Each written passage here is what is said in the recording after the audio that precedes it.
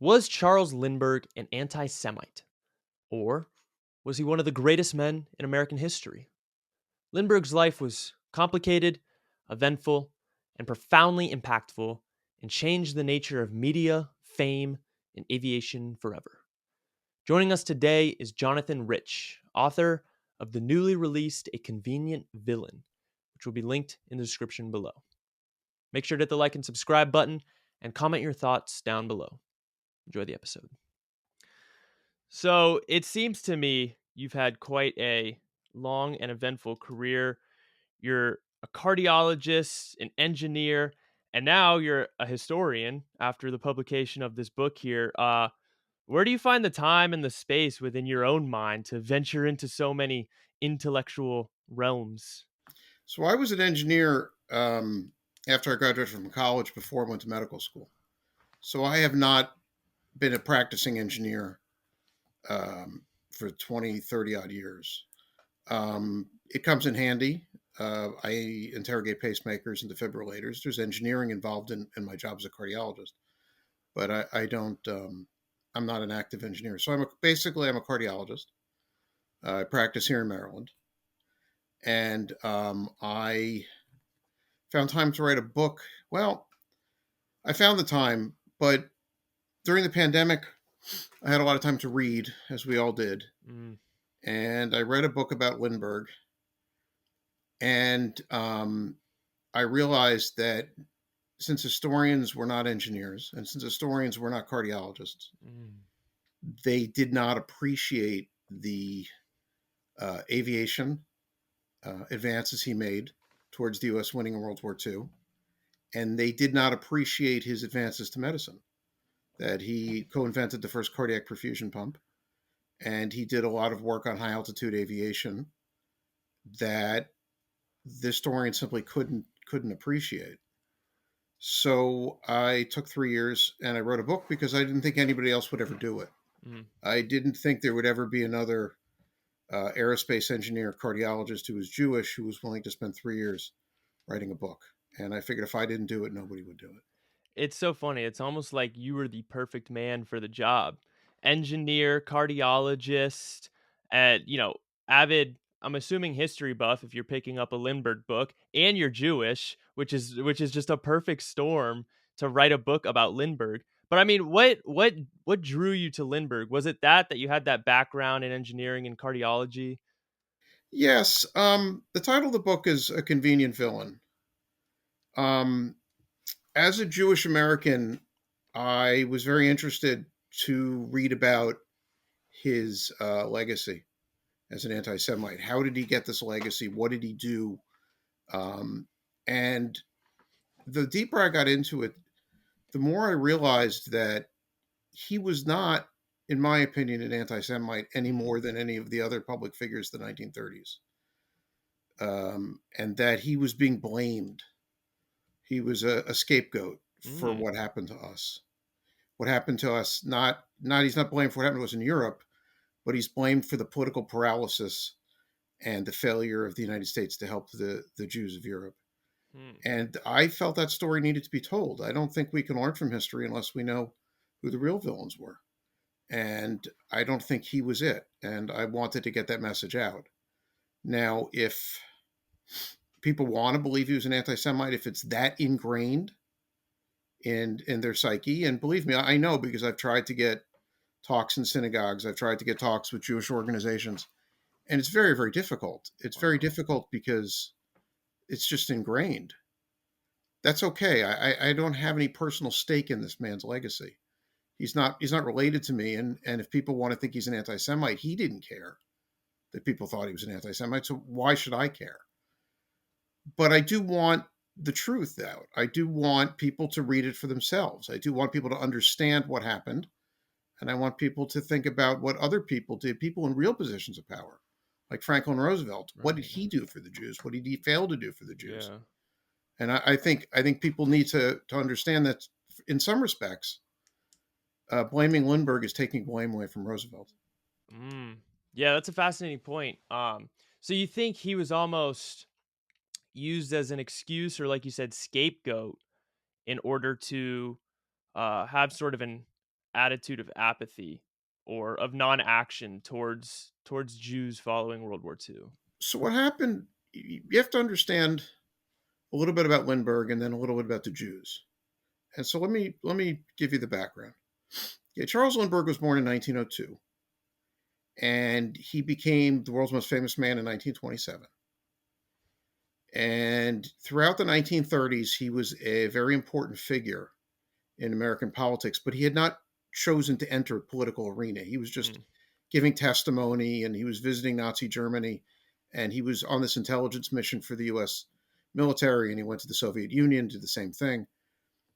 His political career was from September 15th, 1939 to December 7th, 1941. When we were attacked by the Japanese, mm, he joined the war effort and went and fought the Japanese, even though he was too old to be drafted. Um, During this period, he says nothing anti-Semitic. Between 1927 and 1941, there's no public anti-Semitic statement by Charles Lindbergh. His best friend, Harry Guggenheim, is Jewish. He's in business with Jewish people. And the only anti-Semitic thing that he ever wrote was in a private journal that wasn't known until 1970.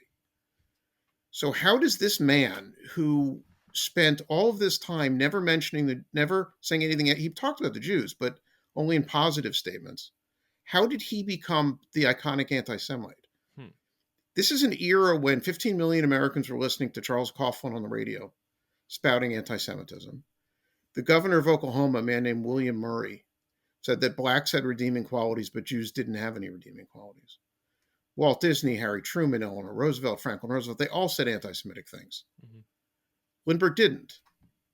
How did he become the iconic American anti-Semite? September 15th, 1939, he gives his first public political speech on the radio against U.S. involvement in World War II. So that's when you date his political career, September 15th, 1939 to December 7th, 1941. That's 815 days.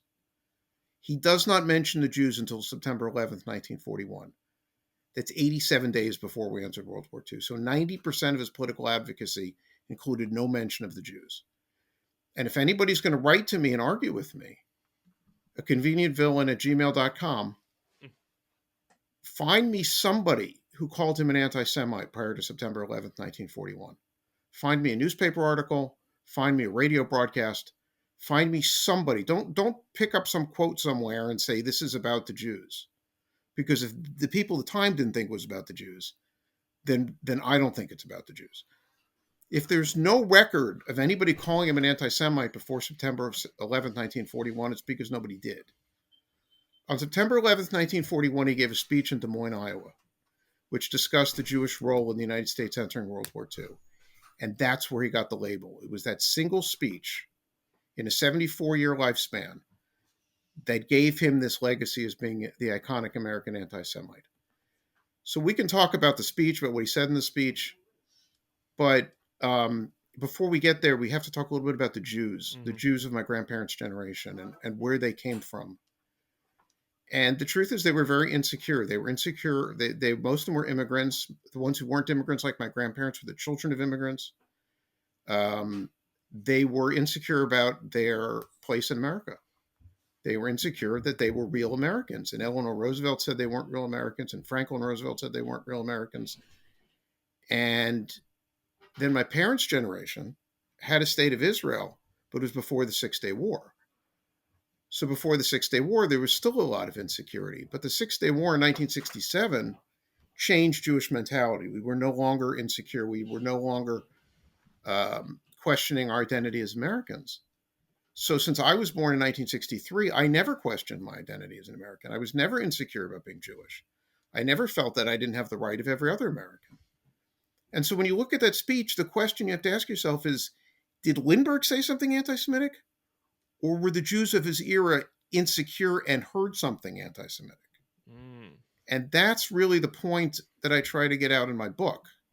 Yes, he said things about the Jews. They weren't very nice. But were they true? Because if it was true, then it can't be anti-Semitism. To say somebody can't say something that's true is censorship.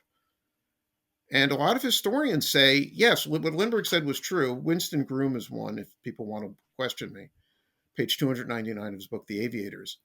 What Lindbergh said was true, but you can't say it. Well, Hmm. you can say anything. This is a free country. Hmm. You can say it. If it's true, you can say it. If the Jews of the time didn't want to hear it, they weren't doing themselves any favors. Nobody did us any favors by not talking about us. Mm. We needed to be discussed. We were about to be exterminated. We needed to be on the front. We needed to be the topic of conversation. Right. Not talking about us didn't do any good. Not talking about any group never does them any good. Did Martin Luther King say, don't talk about us? Don't talk about lynching? Don't talk about segregation? Of course not. There was no reason for us not to be the topic of conversation. And it's unfortunate that it was Lindbergh who had to put us in the public forum because Mm. he was our antagonist. He did not want to enter World War II. We wanted to enter World War II. Right. American Jews overwhelmingly wanted to enter World War II. So that's sort of the background of how he got this legacy. That's so interesting. But before to kind of put this all into context, you do a really good job at the beginning of the book of describing exactly what anti-Semitism is, sort of giving a definition of it. And today, the word's kind of thrown around a lot. It's been thrown around a lot throughout history. So, can you sort of clarify? So, going forward in this discussion, we can sort of refer back to it. What exactly is anti-Semitism? Anti-Semitism is a conspiracy theory. It's not a disagreement. Charles Lindbergh disagreed with our version of the national interest. He acknowledged we had a right to advocate, and he acknowledged that we were being persecuted in Germany. Now that doesn't sound like a revolutionary statement, but the definition of anti-Semitism in the 1930s was blaming German persecution on the Jews. It was your fault. It was our fault the Germans were persecuting us. Franklin Roosevelt gave a press conference in 1940 in which he blamed German persecution on us. We dominated German professions. There were too many Jewish doctors in Germany. There were too many Jewish teachers in Germany. It was our fault. Charles Lindbergh didn't do that. And I make the point in the book that this is antithetical to anti-Semitism. The anti-Semite never says Jews have the right to advocate. The anti-Semite always accuses us of a plot. It's a conspiracy theory.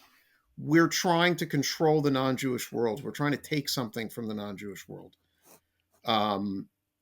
So Lindbergh didn't do that. He acknowledged that we had the right to advocate, and he agreed that we were being persecuted in Germany. But he said it was not in our national interest to enter World War II. And there were prominent Jewish Americans who were using their rightfully earned influence to influence our decision to enter World War II. And he did not think that was in America's interest. Hmm. So I hope that answered your question. Yeah. How do you exactly approach? Because I feel like the context of times have changed throughout history. People are a product of their time, a product of their environment. How do you analyze whether these figures of the 1930s were anti-Semitic from your historical perspective today? That's a Because good question because every non-Jewish American who either kept a journal or made public statements wrote stuff or said stuff that was anti-Semitic. right, Historians of the era define two types of anti-Semitism. They define casual anti-Semitism and malignant anti-Semitism. Nearly all non-Jewish Americans of that era had the casual country club type of anti-Semitism, the kind of anti-Semitism that Franklin Roosevelt had. Yeah, the Jews can live here, but they can't join my country club. The malignant anti-Semitism is really personified by a man named Joseph Kennedy, who was John F. Kennedy's father, who was the ambassador to Great Britain and a friend of Charles Lindbergh, which is another reason that Lindbergh is often called an anti-Semite because he had some anti-Semitic friends, but he also had Jewish friends. I mean, he's not responsible for what his friends believe. right. But Joseph Kennedy would blame the Jews for German mistreatment. It wasn't that the Germans were mistreating Jews, but that the Jews were creating a media hysteria. That's sort of what separates the casual anti-Semite, like a Walt Disney character, from a malignant anti-Semite, a dangerous anti-Semite. Charles Coughlin, the famous anti-Semitic radio personality of the 1930s, blamed the Jews for Kristallnacht. He said it was our fault, Hmm. that if we hadn't persecuted the Christians, then they wouldn't be persecuting us. That's sort of the separation that you use in the 1930s. Charles Lindbergh never blamed the Jews for wanting to enter World War II. He never blamed the Jews for their persecution in Germany. Um, the charge against him is that he said that we were pushing the United States into entering World War II. I don't get that from the speech. I get that from other famous people of the era. There was a senator from North Dakota named Gerald Nye who said that at a Senate conference. There was a congressman from Mississippi named John Rankin who said that in the U.S. Capitol. Um, and these are elected officials with real power. Lindbergh was just a private citizen. But I don't get that from the speech. But if you do, and you want to write to me and tell me you do, then I'm gonna say it's a free country. Go ahead, Hmm. believe what you want. But also, on the same token, it's true. I mean, is it not? Because the Jews did want the United States to enter the war because of their plight. There's a lot of polls, especially before the atrocities of the Nazis came to light, that the American public didn't really think the Jews were being that persecuted. They didn't really understand it all that well. They didn't know the extent of it. And the Jews seems that they knew a little bit more on the issue. So they did want the United States to join the war. Yes, the Jews wanted the United States to enter the war. No one knew the extent of what was going to happen at the time Lindbergh made the speech. President Roosevelt did not know until the fall of 1942 that the Germans were building concentration camps. So in 1941, people knew there was persecution. They did not know there was going to be a Holocaust. No one knew that. What Lindbergh said in the speech was, and it's very clear and it has been ignored for 80 years, and there's a passage in the speech that I've seen all the drafts of the speech that he wrote in his own handwriting. He said, I'm not talking about all of the Jews. I'm only talking about certain Jews. The average Jew I have sympathy for, which is a little condescending, but certainly not anti-Semitism. The average Jew I have sympathy for, there are certain American Jews who have influence in the public debate. So to me, the quintessential American Jewish American of the 1940s who had influence in the public debate was a man named Jack Warner of Warner Brothers, co-founder of Warner Brothers. Mhm. Now, Jack Warner was actually a Canadian, but for this purpose of this talk, well, I think he became an American citizen. So Jack Warner made a movie in 1939 called The Confessions of a Nazi Spy, and it starred another Jewish American named Edward G. Robinson. Now, this was the first, other than Charlie Chaplin, who was not Jewish, and the Three Stooges, who were Jewish. This was the first Hollywood production that was anti-Nazi. I'm not going to say it's pro-war because the war hadn't started yet, but it was anti-Nazi. Confessions of a Nazi Spy enraged Hitler, and he stopped the importation of American movies into Germany. And in November 1939, the U.S. Embassy staff had to leave Berlin. So what Lindbergh is saying is true. This Jewish person, these two Jewish Americans, had influence in the public debate. He's not questioning that whether they can use their influence. What he's questioning is, did the effect that they had on American foreign policy, was it in my interest? There's 130 million Americans who aren't Jewish. Is it in our interest? Right. And I think that's a fair question. I don't think that's an anti-Semitic question. Mhm. The American staff leaving Berlin in November 1939 had an effect on our foreign policy. There's no question. So if Hitler kicked the American staff out because of a movie, well, then that movie affected our foreign policy. Right. Yeah, I definitely want to get into the America First movement, which is what you were referring to a little bit later. But going back to what you said a while ago, you sort of alluded to it. This speech um, brought the plight of the Jews to the forefront of the conversation. Because, like I mentioned earlier, the public opinion, they weren't necessarily talking about it. Roosevelt didn't really care about it. Um, almost on the complete opposite of the historical narrative around Lindbergh that he was an anti-Semite, he brought the conversation of the persecution of Jews to the forefront of public discourse. Yes. So This is interesting because I didn't really understand this until I read his wife's journal. His Lindbergh is very anodyne in his journal. There's not a lot of feelings involved. His wife, when Anne Lindbergh, Anne Morrow Lindbergh, who was a very important historical personality in her own right, um, kept a journal, and she wrote about why he felt he had to give the speech. He knew he'd be called an anti-Semite. He knew it would destroy his reputation. Um, but he felt he represented millions of loyal Americans who served in World War One, who did not want to enter World War Two, and the conversation that they were having in private and sometimes in public, sometimes it leaked into the public, as I told you earlier, was blaming the Jews for what was about for us about to enter the war. And he felt if he didn't represent them, if he didn't bring this into the public sphere in a respectable manner, that it would just fester. Mm.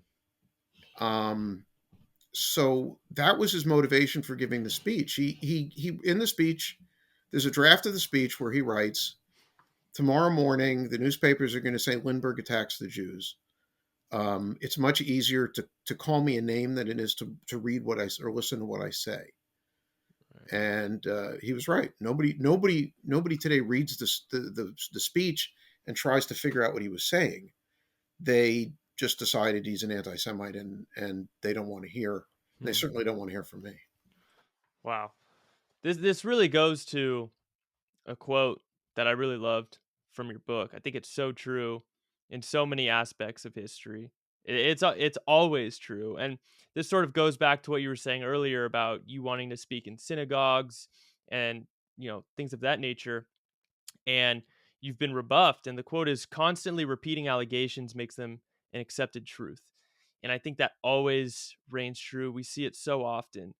So can you speak to the importance of historical inquiry and always challenging the accepted narrative in pursuit of truth? Because even at his own time, he knew that he was going to be labeled an anti-Semite, and that these allegations, this is something that always fascinates me when looking into the minds of historical figures. They almost have a keen sense of awareness of what their own legacy is going to be. He knew that he was going to be called an anti-Semite, and that those allegations repeated over and over again would make them an accepted truth. So, I mean, what's the importance of always looking into the history, critically thinking with a keen eye, um, in pursuit of that truth? Yeah, some things just become so ingrained that people don't really want to hear another opinion. I often think of two people when I think about why Lindbergh's why you can't challenge Lindbergh's legacy among certain people, certain groups of people. Now, not everyone. Okay, half of the book is dedicated to Lindbergh's advanced contributions to the U.S. war effort, not just in World War II, in Korea and Vietnam. And people are interested in hearing about that. People are interested in hearing about the advances he made in aviation, what he did with the intelligence that he acquired. Um, People are interested in that. But when I think about his legacy as an anti-Semite, there's two people that come to mind. One is George Wallace, the governor of Alabama in the Mm. 1960s, who was a segregationist. You can't write a good book about George Wallace. You can't write a book and say George Wallace wasn't really bad. Hmm. People think of Lindbergh that way. You can't write a book that said that Charles Lindbergh wasn't really bad. He's like George Wallace. Okay, that's fine. I mean, it's an opinion. I don't think he's anything like George Wallace. In fact, he was an advocate for the civil rights of African Americans who were called Negroes at the time. And I spent some time in my book talking about that.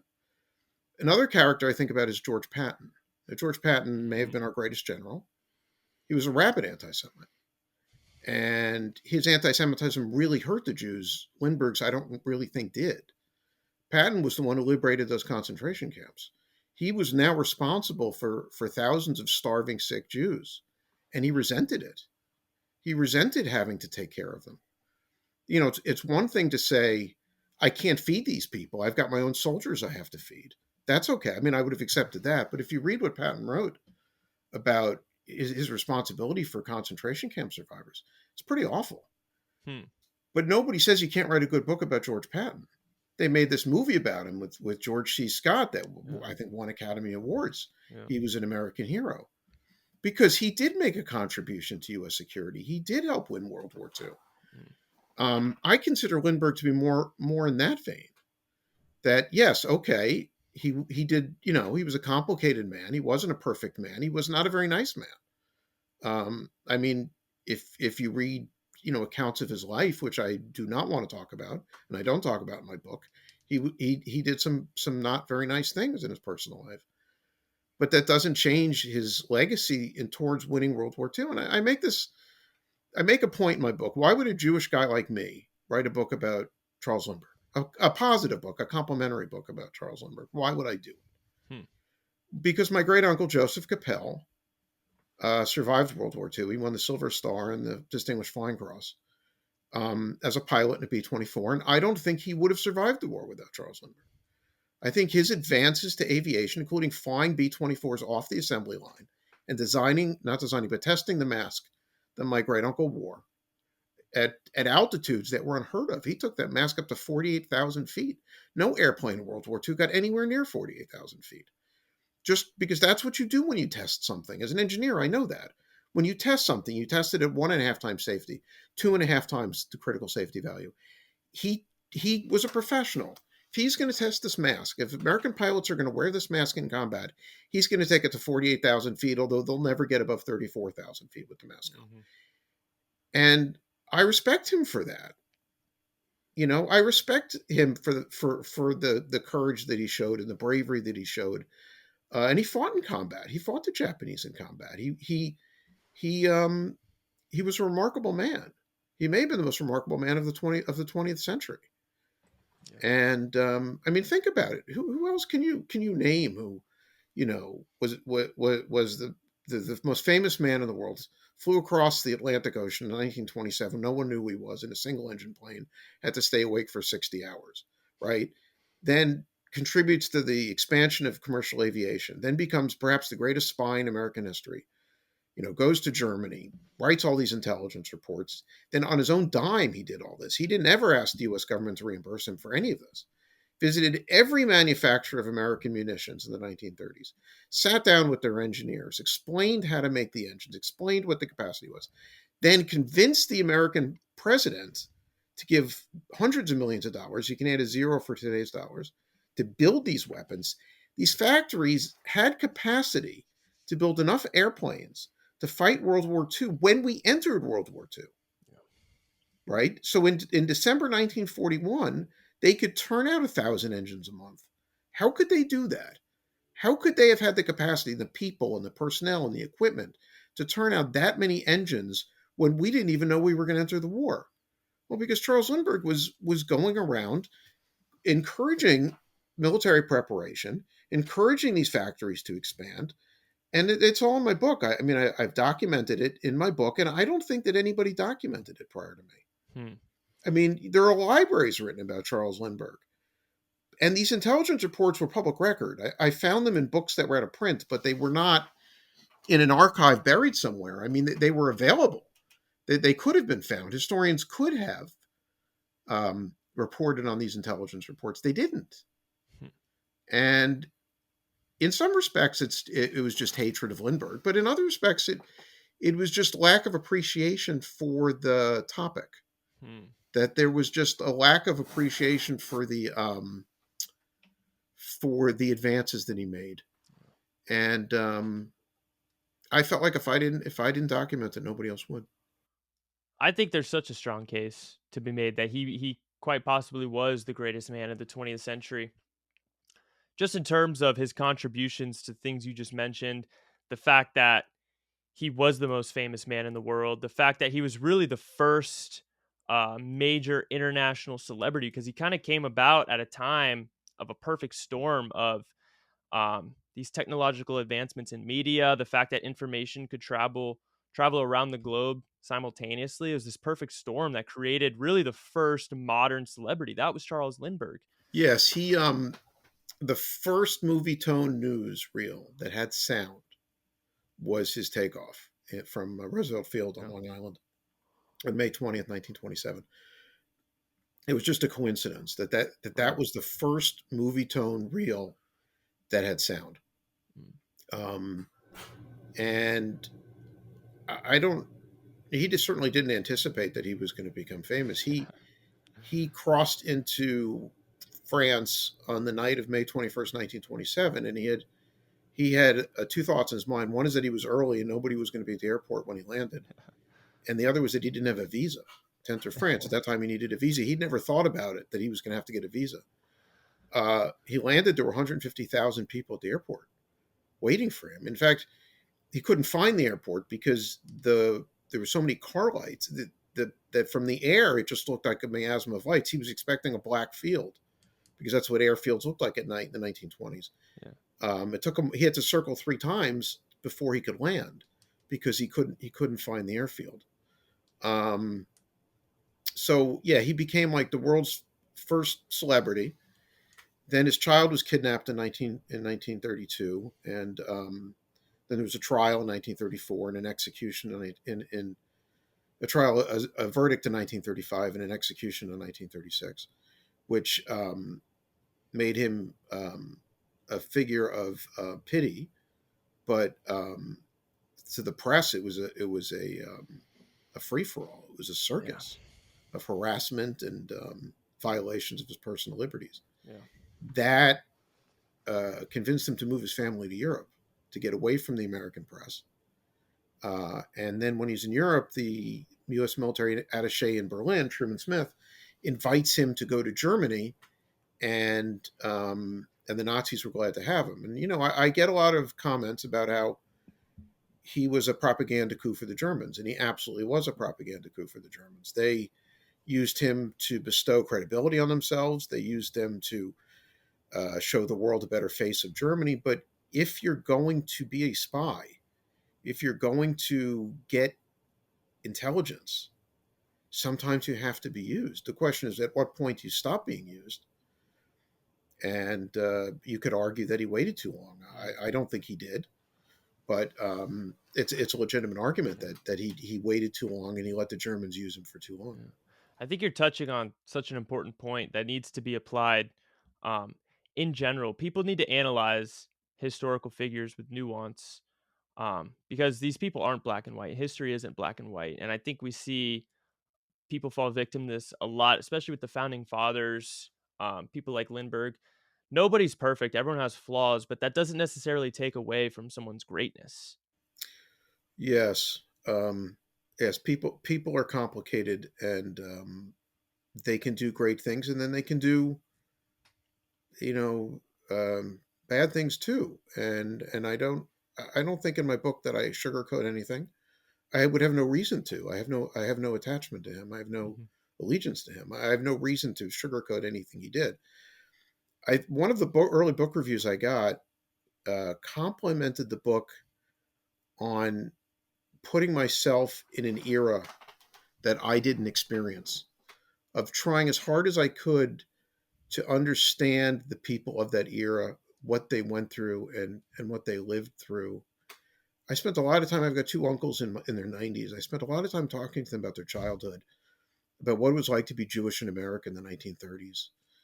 I don't judge anybody else's generation. I don't say that my grandparents' generation should have done this. Um, Individuals, I can say, Franklin Roosevelt should have done this, Mhm. or Charles Lindbergh should have done that. But I can't say that a generation should have behaved differently. Mhm. It's not right. You didn't live in that era. You don't know what it was like to live in that era, to live through the Depression, to live through World War I. Um, the waste of World War I, the callous Yeah. waste of human life in World War I was so egregious that it really. I mean, I understand the isolationists as much as they were wrong, Mhm. and as much as history proved them to be wrong. I understand where they were coming from. I mean, what was the point of that? 116,000 Americans were killed in World War I for what? Yeah. Yeah. For absolutely nothing. Yeah. Wow. That is fascinating. It is, yeah. When you frame it like that, it is. easy to understand coming off of World War One why there was such an isolationist sentiment. But I want to backtrack a little bit, even though we touched on it. I want to flesh this out a little bit more. So Lindbergh was this relatively unknown male pilot, and there was a sort of contest with a prize to see who could be the first to fly from New York to Paris across the Atlantic. Um, so what drew him to do this as this unknown male pilot to venture into this sort of pioneering expedition to be the first man across the Atlantic? How did he go about preparing for this? So each subsequent pilot who attempted to cross the Atlantic for the Orteig Prize, which was $25,000, um, made a more complicated airplane. And the airplanes had more engines and the airplanes had more pilots. And nobody tried to cross the Atlantic with less than two pilots. And Lindbergh realized, or realized his strategy was one pilot, one wing, one engine. Um, the more pilots, the more weight. The more weight, the more gas. Hmm. The more gas, the bigger the plane. The bigger the plane, the more engines. The more engines, the greater chance of engine failure.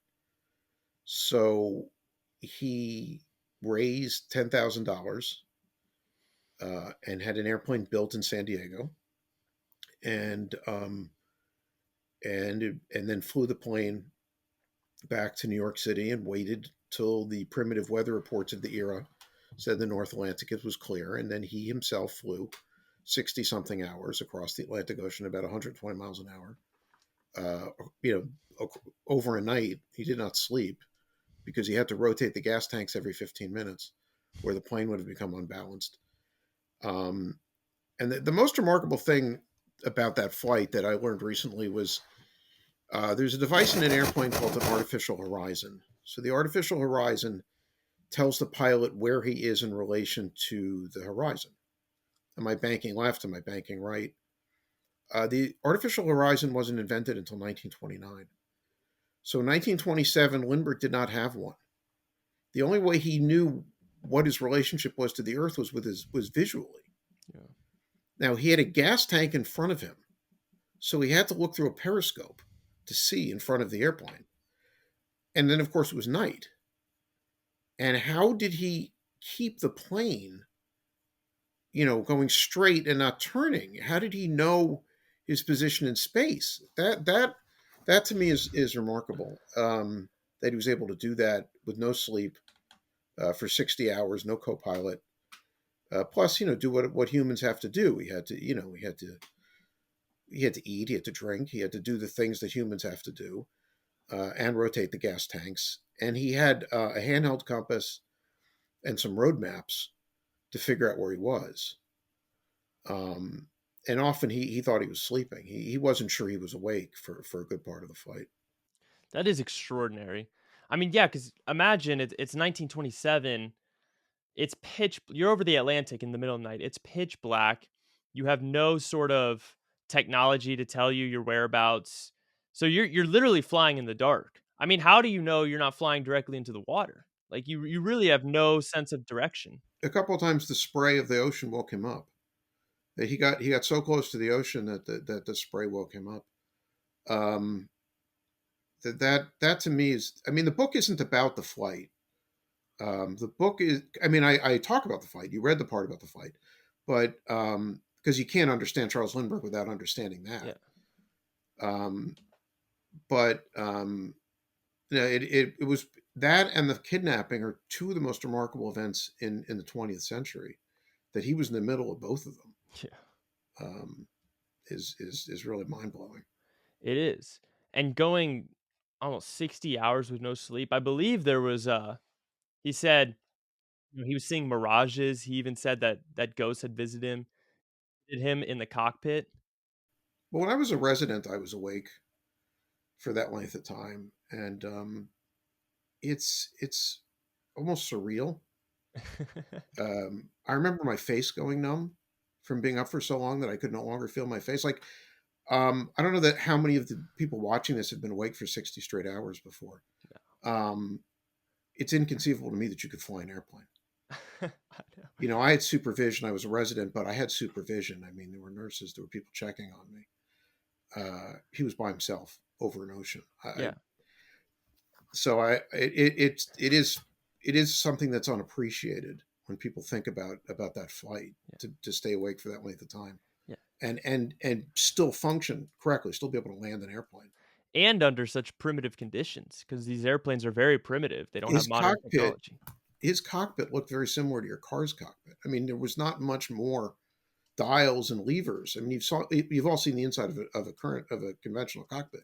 How many levers and Yeah. gauges and stuff? It's on the roof. It's all over the place. His cockpit was not much different than your car. I mean, you don't have an altimeter in your car. You don't know, but Yeah. but basically, it looks a lot like your car's dashboard. That's insane. So he eventually finds his way to Paris. He's looking for a runway. It's dark.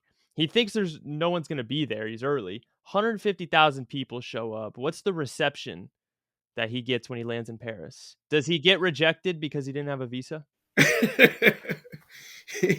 Two French pilots got him out of the mob. Um, there was a lot of not controversy, a little bit of a debate about what was the first words he said when he landed. And actually, what he said was, "I'm Lindbergh, is their mechanic." Was actually the first thing he said when he landed. It didn't matter because the crowd tore the plane apart. Two French pilots rescued him from the crowd. They took one of those pilot hats, like the one on the cover of my book. They put it on some poor guy in the crowd, and they said, "Hey, there's Lindbergh. There's Lindbergh." And the crowd went for this guy, and they grabbed him and they hustled him to a hangar where they tried to ask him if he needed a doctor, but they didn't speak English very well, and he didn't speak any French. So they had this sort of pantomime conversation for a few minutes where they were trying to find out if he needed a doctor, and he was trying to find out if there was two pilots named Charles Nungesser and Francois Coley who had tried to cross the Atlantic the other direction from from Paris to New York who had disappeared, Hmm. and he was trying to ask them if there had been any word of them while he was in the air. Hmm. That's what he was wondering about when he landed in Paris. Had anybody heard from these two French pilots? These two French pilots were never heard from again. Yeah. They believe they crashed off the coast of Maine, is what they believe happened to them. Wow. Um, so then the two French pilots took him to see the Arc de Triomphe, and Lindbergh didn't know what it was. He knew what the Eiffel Tower was, but he had no idea what the Arc de Triomphe was. He had an 11th grade education, so he didn't he didn't know a lot about the world at this point. Then they took him to the U.S. ambassador's house, and the U.S. ambassador came home to find a stranger wearing his pajamas because Lindbergh had no clothes. He all he had was his flight suit. He had nothing to wear. So the ambassador's cooks fed him, and then the ambassador said, "I'm going to send a telegram to your mother, let her know that you're here, and I'm going to get you a tailor. So in the morning you can have some clothes." And he went to bed for the first time in 60 hours, Wow. and that was his reception. And the next morning, he got to meet all the celebrities. He met the King of England. He met his infant daughter Elizabeth. Um, he met Winston Churchill. I mean, he over the next couple of weeks he traveled around France and England, and he met all the celebrities. And then President Harding, not Harding, Coolidge, sent the USS Memphis to pick him up and pick up the boat, and it took him back to the United States, where he had a ticker tape parade. He got the Congressional Medal of Honor, and went on a tour of the 48 states. And they estimate that one out of every four Americans Yeah. heard at least one speech by Charles Lindbergh in the summer and fall of 1927, as he was paraded around the country giving speeches. That's an extraordinary fact in its own right. The fact that over a quarter of all Americans saw Charles Lindbergh in person. I mean, just landing in Paris instantly skyrockets to international fame and celebrity status. But the fact that over a quarter of Americans saw him in person, I don't think there's anyone that you could even compare that to in America today. He had a ticker tape parade in New York City in June 1927, and they estimate 4 million people came. And the city of New York only had like 2.5 million people at the time. I mean, people came from everywhere just to see the parade. Um, it's a remarkable story. It's not the focus of my book, but he ends up spending Christmas with one of his backers, a man named Dwight Morrow, who was a senator from New Jersey. And at that point, Dwight Morrow was the U.S. ambassador to Mexico, and he falls in love with his daughter Anne, and they get married, and they're married for I don't know 50 odd years. And it was apparently the first date Charles Lindbergh ever went on. There's no record that he ever went on a date prior to his first date. He had 3 dates. He proposed on the third date, Yeah. and this was the most famous man in the world. This he could have been dating Hollywood stars. He could have been doing advertisements. He never did an advertisement. He never plugged. They offered him a lot of money. William Randolph Hearst offered him, I don't know, $500,000, which in 1927 was north of $5 million. To be to just to do a cameo, and he turned them all down. He refused to do any. He refused to sell products. He refused to do cameos. He was basically a private person who was thrust Yeah. into this position. And when he's speaking against U.S. involvement in World War II, when you read his speeches, and people are going to write me. You're welcome to write me, convenientvillain@gmail.com. Remember that I've read every one of his speeches. I've seen the drafts of every one of his speeches, and they're not available online. A few of them are. The Des Moines speech is available online, as is a very famous speech from New York City on November 23rd, 1941. But that's about it. So you really can't get a picture of what he was saying, what he believed, where he was coming from. Um, and people will interpret things he said, certain phrases, and they'll say, he said this, that means he meant that. But I've read all of his speeches, I've read his journal. I mean, I've read thousands and thousands of pages of his writing, and I know what he wrote, and he never wrote that. He Hmm. never thought that. So I'll give you an example, all right? In the speech in Des Moines, he refers to other people. He says, we can't, I don't have the wording exactly, we can't subjugate our national interests to the desires of other people. And the interpretation is he was saying the Jews aren't Americans. But he never said the Jews weren't Americans anywhere at any time. He never said blacks weren't Americans. He never said the Japanese Americans weren't Americans. And nobody was standing up for the Japanese Americans in the Yeah. 1940s. But he was. So the idea that that's what that meant, other people meant the Jews weren't Americans, when Franklin Roosevelt said they weren't Americans, Eleanor Roosevelt said they weren't Americans, but Charles Lindbergh didn't, ever. Hmm. You have to read the other 20 speeches that he gave, and you'll see that he called the presidents of American universities other people. Was he saying the presidents of American universities are not American? Of course not. He was saying they're other people. They don't agree with us. They have a different opinion. They're other people. Um, Yeah.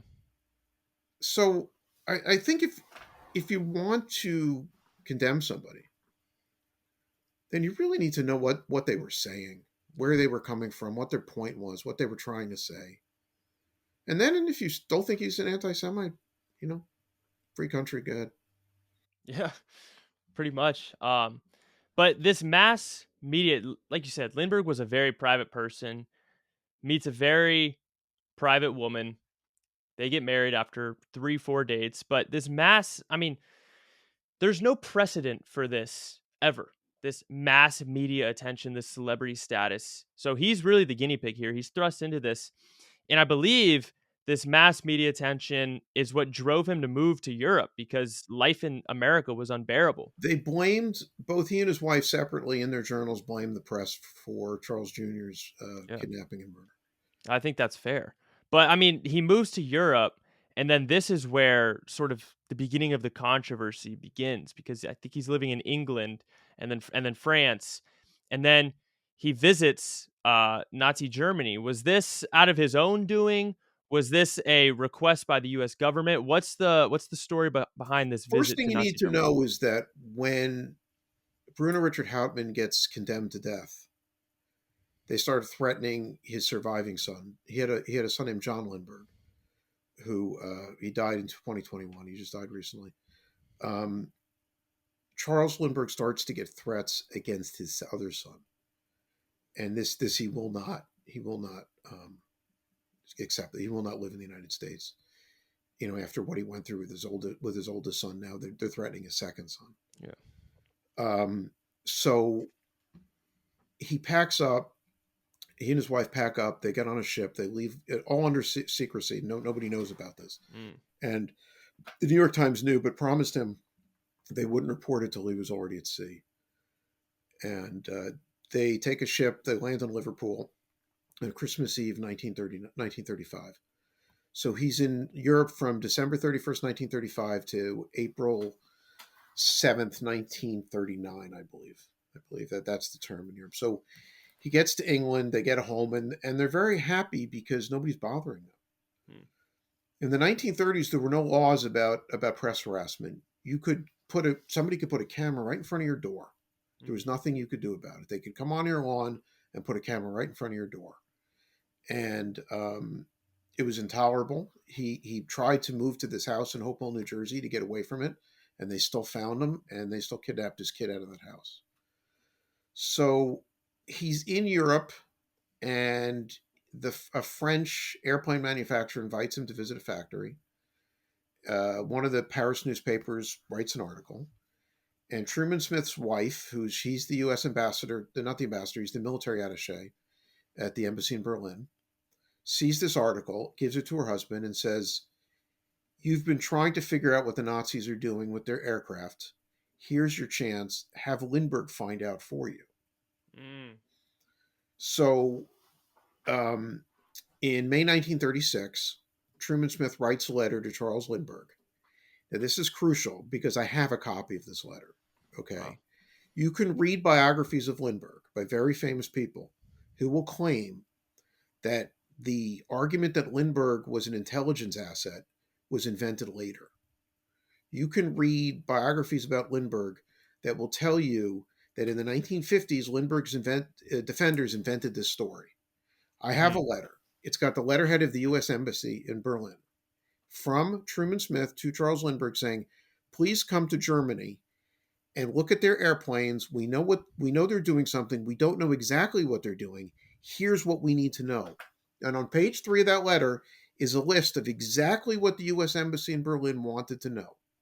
What are the wings made of? What is the engine? What kind of engine? What is the radio like in the cockpit? Mm. Very, very specific questions. This is exactly what we want to know. Charles Lindbergh sends him a handwritten letter back saying, I would love to go to Germany. I would love to see these airplanes. I do not want any banquets. I do not want any press coverage. And guess what? There were banquets and press coverage. They Mm. completely ignored him. He did not want to be used for publicity. He ended up getting used for publicity anyway. So he makes 3 trips to Berlin. And, they tried to make it a little bit of a social occasion. Anne was invited. They took her around Berlin. She wrote in her journal that she was very apologetic that she was so blind, that they took her around Berlin and she didn't really appreciate what was happening. She blamed herself.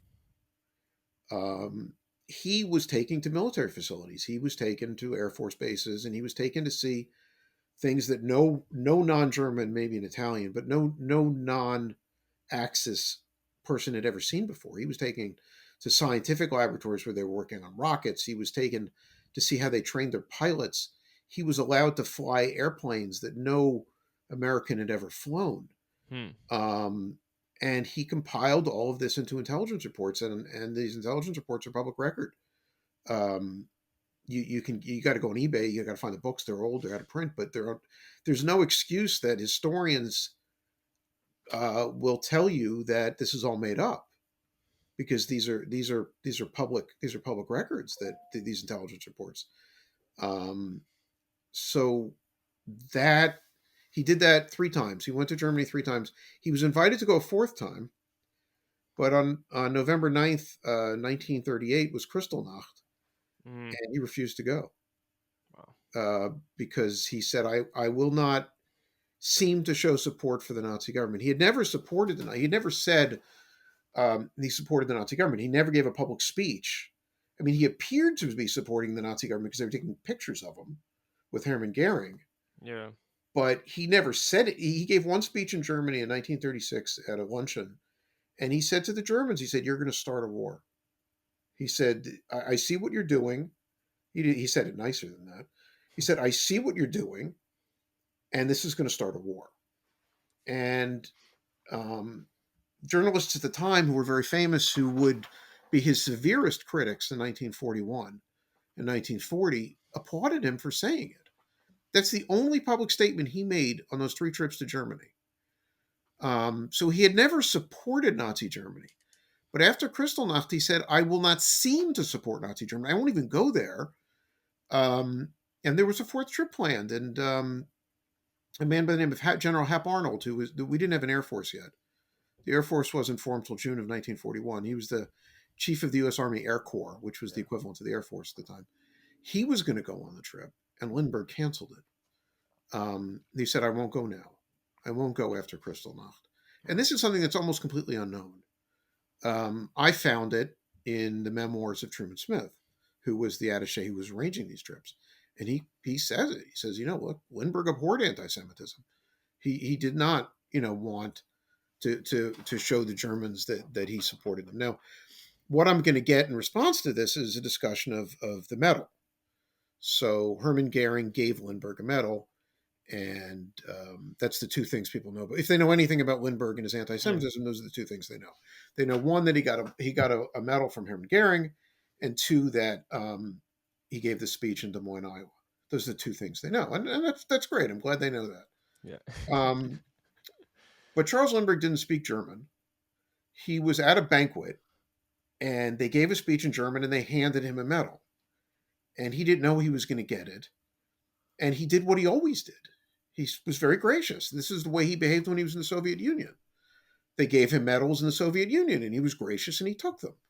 Now, I don't think the Soviet Union you know, was objectively any better than Nazi Germany. Certainly, if you're Ukrainian, you don't think they were.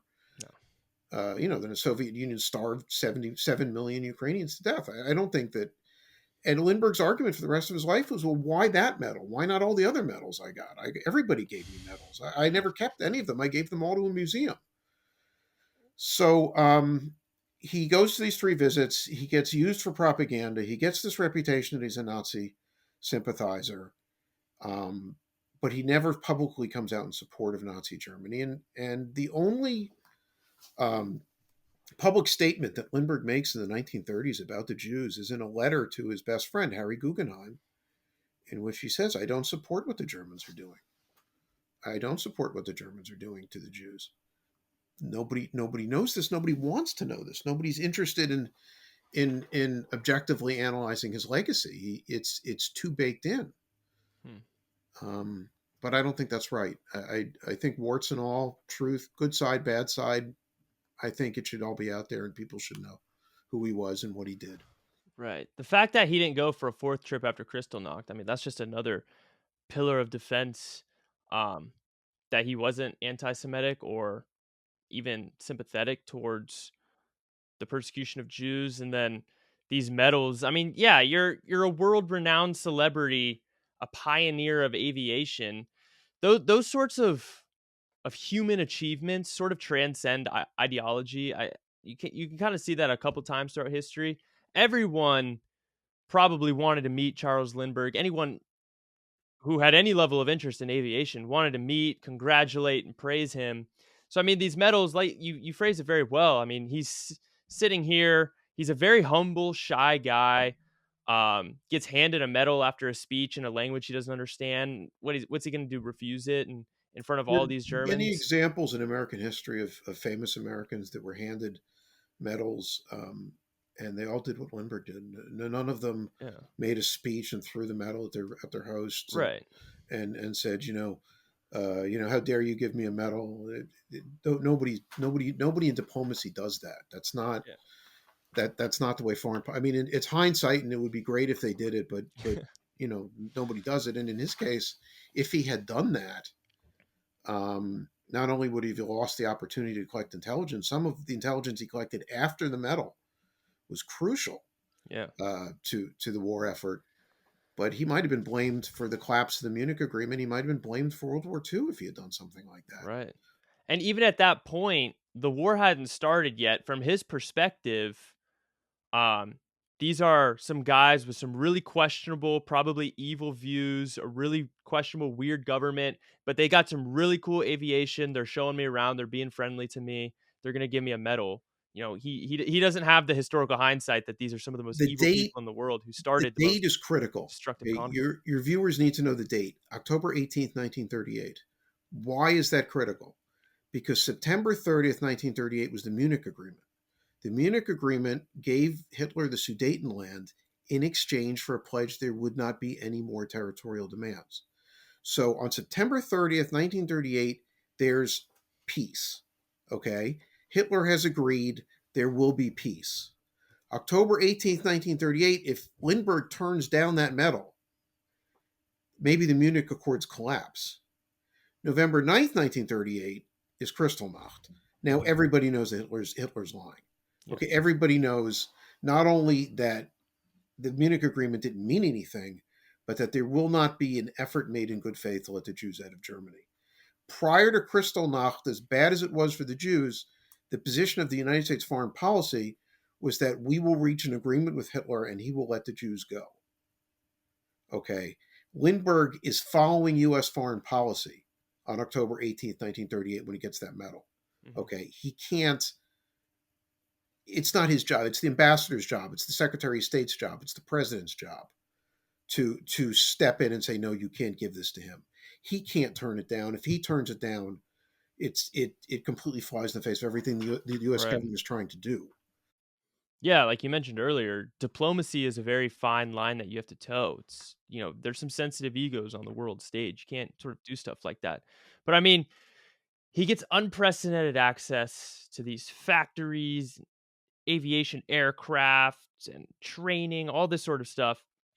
Gathers all this intelligence because in reality, he's on a mission by the US government, the US military, um, to acquire this information. So, what does he do with this information he acquires? And then, what does the American leadership do with that Okay, intelligence? so there's two things that he does. All right, he writes a bunch of intelligence reports. The most important one is called the General Estimate of German Air Power as of November 1st, 1937.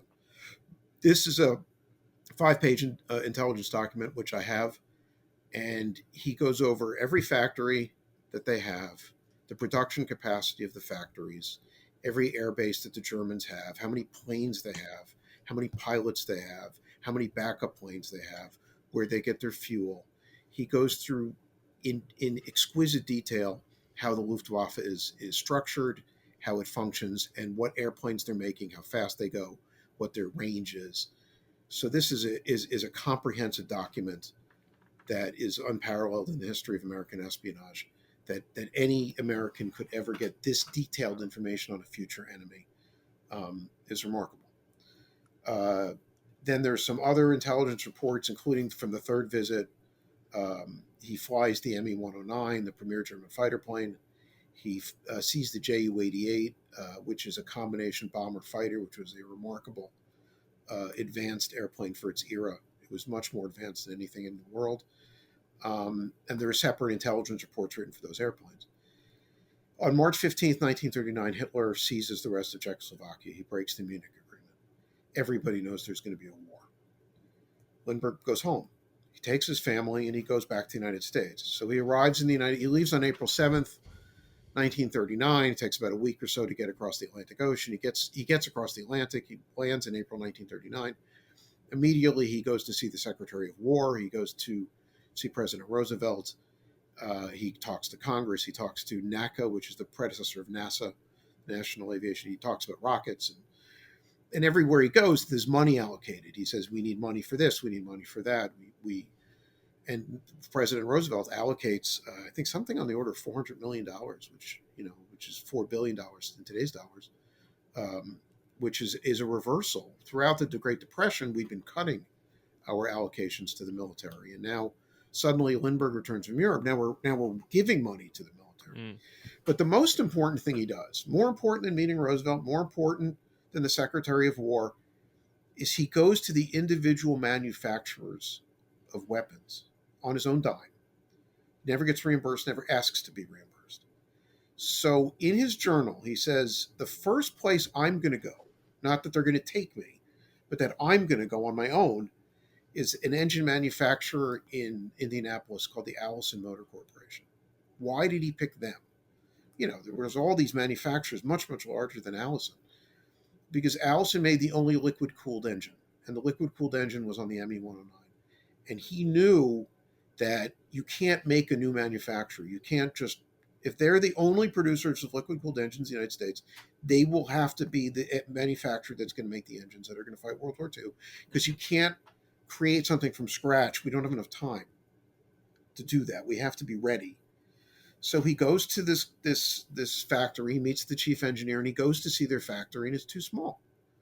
They're making, I don't know, a couple engines a month, 5 or 6 engines a month. The Germans are turning out a couple engines an hour, Hmm. and they're making, you know, a couple engines a month. And the next thing you know, May 1939, Allison gets this huge bank loan and begins this massive expansion, triples the size of their factory, triples the size of their workforce. Where'd they get the money from? They had no military contract. They had some very small, they didn't have a military contract that supported that. How did they go to a bank and convince a bank to lend them enough money that they could triple the size of their factory? And I think the answer is Lindbergh. I don't know this. I don't have any evidence of this. I think they went to the bank and said, Lindbergh is backing us. Give us the money. And they did. They gave them the money. Wow. June of 1939, Lindbergh sits on a board called the Kilner Board, which is going to determine the future of the U.S. Air Force. And he says to the Kilner Board, the future of the Air Force is liquid cooled engines. And they write in the report, the future of the Air Force is liquid cooled engines. So, I mean, the lineage is there. The reason that when the Allison Motor Corporation ends up making 1,700 engines a month, every month they make 1,700 aircraft engines. How did they go from making 8 engines a month to making 1,700 engines a month and being able to make them in December of 1941 when the war Hmm. starts? If you don't think that Lindbergh's visit in April of 1941 and the Kilner Board recommendation that the future of the U.S. Air Force is liquid cooled engines had something to do with that, then I can't convince you, because I think it's obvious that and not as obvious that I know it. I think what's obvious is that historians don't know it. Hmm. I think what's obvious is that to the average historian, this is very boring. Aircraft engines are not interesting to an historian. To me, as an engineer, it's fascinating. Yeah. I haven't been an engineer for a while, but I saw that in the book. I saw that when I read Andrew Scott Book's book about Lindbergh that won the Pulitzer Prize. And I'll never win the Pulitzer Prize, and I'm not the author Andrew Scott Berg is. But I think I saw something he didn't see. Mm. I think I could see things that he couldn't see. And that's why there was a need for my book. Wow. That is so fascinating. So Lindbergh really marks the turning point in U.S. preparation for the war. Because throughout the Great Depression, they'd been cutting defense spending, so they were wholly unprepared for war, it seems. Yes, yes. I think that in 1938, we had something like 3,000 airplanes in the entire Air Force. And we were still using biplanes. And our engines were inferior. And Lindbergh not only writes in his journal, he's not in the United States, he's in Europe.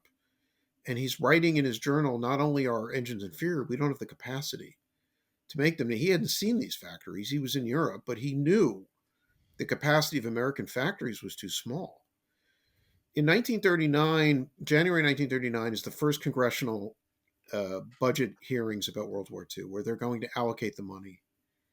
And Lindbergh is in Europe, so he obviously doesn't testify at any of these hearings. But everyone who does is using his intelligence reports. Everybody who advocated for more money for the U.S. military in January 1939 is using Lindbergh's intelligence to justify it, because we had no intelligence agency. The first United States Foreign Intelligence Agency was called the OSS, the Office of Security Secrets or Service or something. It was founded in 1942. So we had no foreign intelligence agency. There was no CIA. We had no spies. All we had was Lindbergh. And if you want a comparison to understand how important Lindbergh was, look at Japan. We had no Japanese Lindbergh. We had no American who got to see Japanese planes. When the Japanese bombed Pearl Harbor, We were completely taken by surprise. We had no idea how good those airplanes were. We had no idea that those munitions would work. We'd never seen a torpedo bomb. I mean, Mm. it was humiliating. And then after they bombed Pearl Harbor, they conquered the Philippines. General Douglas MacArthur has 277 airplanes to fight back with. They're all sitting on the runway. Mm. On December 8th, 1941, all of his airplanes are sitting in a line on the runway. So Japanese plane didn't even have to like move around to shoot at them. They were in a line. That's how unprepared we were for the Japanese. And he sends a telegram back to Washington. And this is a little racist, but it's history, so I'm going to say it anyway. Mhm. He sends a telegram back to Washington. And the telegram says there must be German pilots flying these Japanese airplanes. Like Japanese people can't fly airplanes. It has to be German pilots because the Japanese couldn't fly these airplanes. That's how taken. That's how little, because we had no intelligence on Japan. We had no Japanese Lindbergh. That's how taken by surprise we were Wow. in December of 1941. It shows you how important he was. Yeah, that's you sort of talk a lot. You try to hammer this point home in the book, put it that way. Um that without the intelligence reports from Lindbergh, the war would have played out a lot differently. Yes, I think it would have lasted longer. I don't know how it would have turned out. The Germans had these what they called the Wunderwaffe. Now, people that stands for wonder weapon. People think about the atomic bomb because of the movie, but there were other wonder weapons, things that like jet engines. Yeah. They And had the developed jet V2. engines.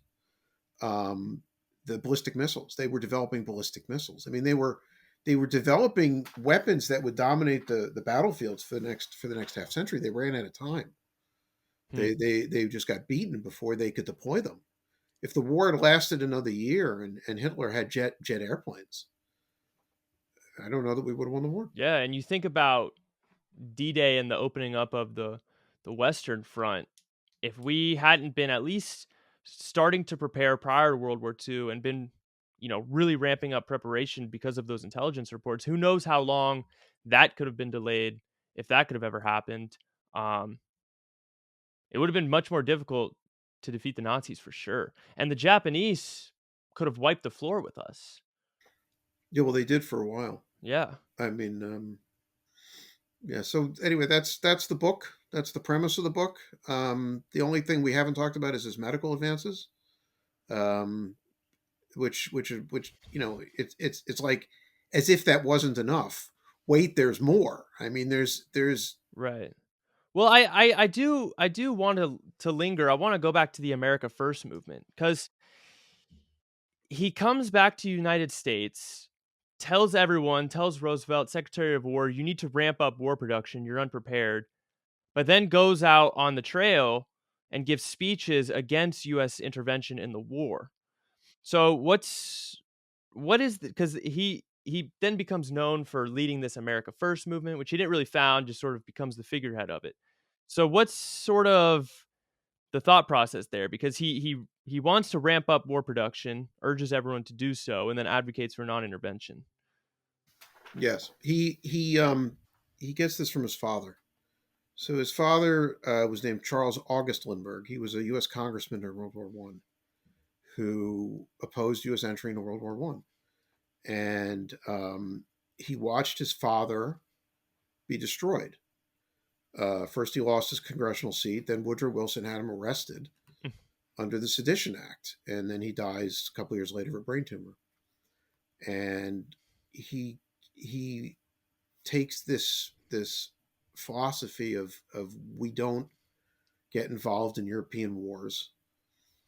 He believes that we do not come to England's aid. England and France caused this war, and although they're not as evil as Nazi Germany, um, they are not blameless either. World War One is not well known. People don't talk about it very much, but um, there's a lot of reasons for it. It was a very complicated war, but a big reason was imperialism. The Bolsheviks conquered the Winter Palace of the Tsar in November of 1917, and they released all the treaties that the Russians had signed with the English and the French. And it was all about dividing up colonies in Africa and Asia. It was all about Mm, other people's natural resources. It was yeah. all these. If you were 18 years old, if you were French and 18 years old in 1914, there's a 50% chance you weren't alive in 1918. Wow. If you were English, it was like a 30% chance. If you were German, it was like a 40, 45. I mean, the devastation of World War One, the Holy. number of Wow. people that were killed for what? They were killed for some holding for the Belgian Congo, for rubber, Yeah. for tin. Yeah. This is what they died for. And Lindbergh knew that. He'd been in India. And Lindbergh had been all over the world. Lindbergh was in India in 1937, and he saw the poverty and the callous nature of imperialism and the theft and the stealing of other people's resources. And he believed that we don't get involved in this, that we're not going to go rescue the British Empire. If it's going to be a German empire, it'll be a German empire. If it's a French empire, it'll be a French empire. And he was wrong. He was Mm, completely wrong. That's not what the war was about. I mean, eventually the English lost their empire and they had to give India independence. yeah. But his father was right and he was wrong. And so he did that. He spent those 815 days uh, saying that the United States should not enter World War II. And it's not a positive assessment in the book. If you read the book, he said a lot of specious things. He said a lot of stupid things. He Right. said a lot of things that didn't make any sense. He said a lot of things that were German propaganda. There's no question. And the Germans didn't have a publicity arm in the United States. The English did. The English were opening people's mail. They were really very violating a lot of America's civil rights. But the Germans didn't have. So he was de facto the publicity arm of the Nazi government. He was their spokesman. He didn't Hmm. want to be. He didn't intend to be. He certainly didn't defend their human rights record. There's another facts for your viewers. Um, World War One ends on November 11th, 1918. The British have a embargo, a boycott of Germany, so no food can get into Germany. They've got a naval blockade. Mm-hmm. They've had it during the war. They're starving the German people into submission. They didn't lift the blockade on November 11th, 1918. They don't lift the blockade till 1921. They starved the German people after the armistice had been signed. They did this because they didn't want them to argue at the Versailles Treaty. Like, if we're still starving them, then they'll agree to our terms. Wow. And Lindbergh knew this. I don't know the estimates. I've tried to get a good estimate on how many Germans starved to death after World War II, and it's in the hundreds of thousands Wow. during peace.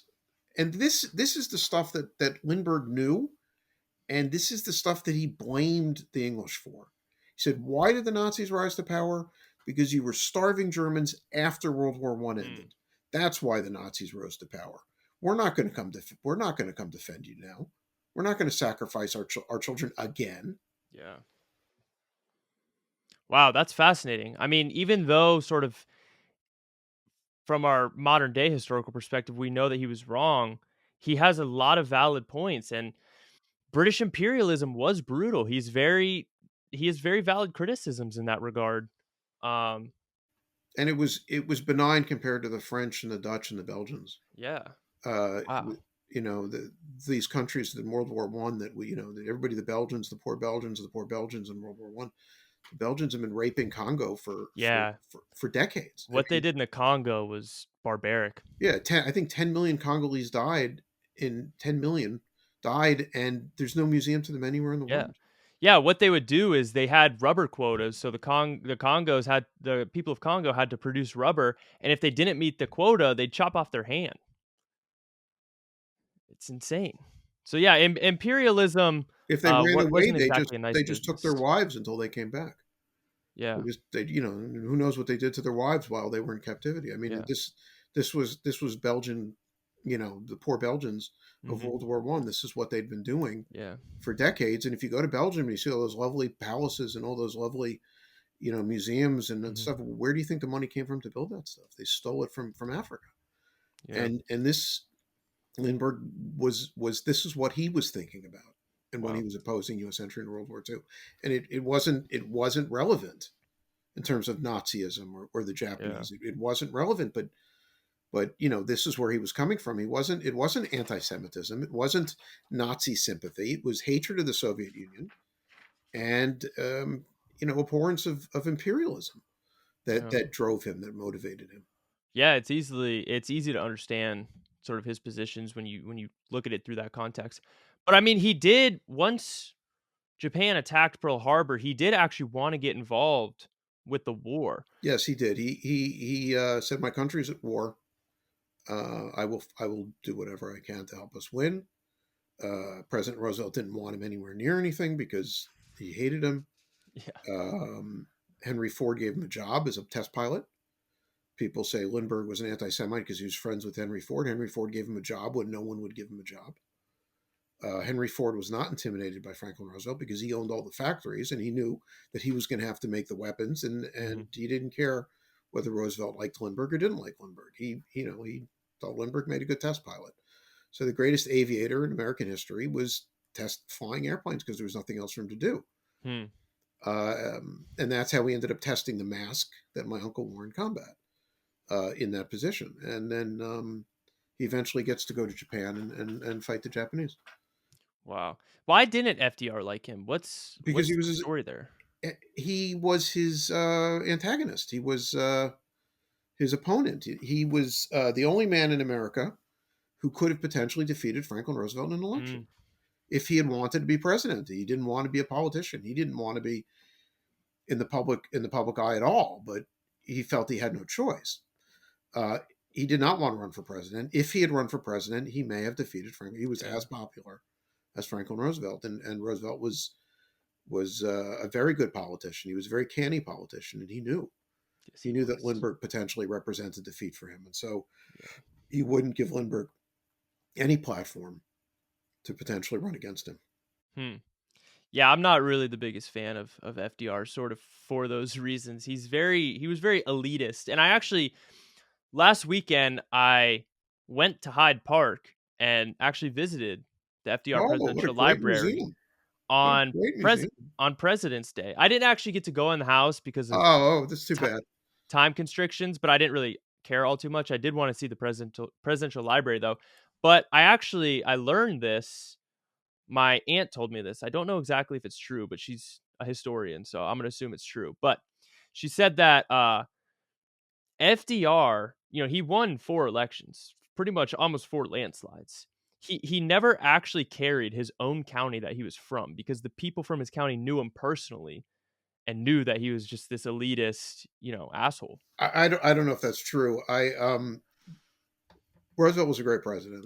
The fact that he abandoned the Jews of Europe, notwithstanding, Hmm. the banks were failing in 1933. He kept the banking system going.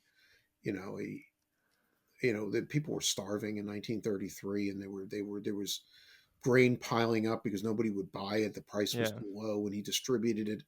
There was too many hogs. He killed 8 million hogs and gave the meat to people who were starving. I just like Lindbergh. I mean, yes, he was a complicated man. Yes, he did Yeah, some that's bad true. things. He was the president, that won the greatest war in world history. You can't. Did he make mistakes? Sure. Was he all a Yeah. disaster? Yeah, absolutely. But you can't say I can't say anything. But he was a great president. All of my own personal interests aside, and the truth is, my family loved him. Uh-huh. My grandparents loved Roosevelt. They voted for him in droves, and that's kind of a shame because they had political capital and they could have used it. Yeah. Yeah, I mean he definitely was a great president in the sense that he was the type of man we needed during the Great Depression and World War II. But in terms of his personal character and some of his political philosophical approaches to certain things, I would object to. But last question. This might be a difficult one.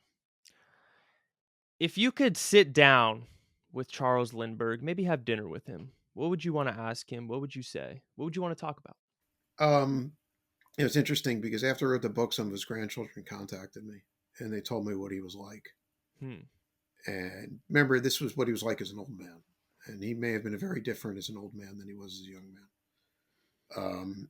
I don't know if you saw the new Bob Dylan movie, but you I see, did, and I loved it. you see how his personality changes when he becomes famous, and everybody Yes. just wants something from him. Yes.